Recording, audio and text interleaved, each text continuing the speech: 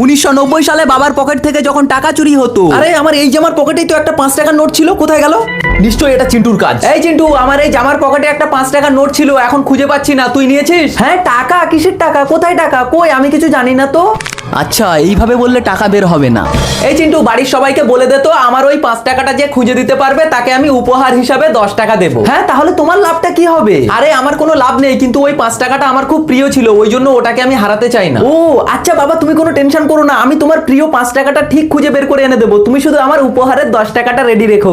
A few moments later. বাবা দেখো তো, এটাই তোমার সেই প্রিয় 5 টাকার নোটটা কিনা?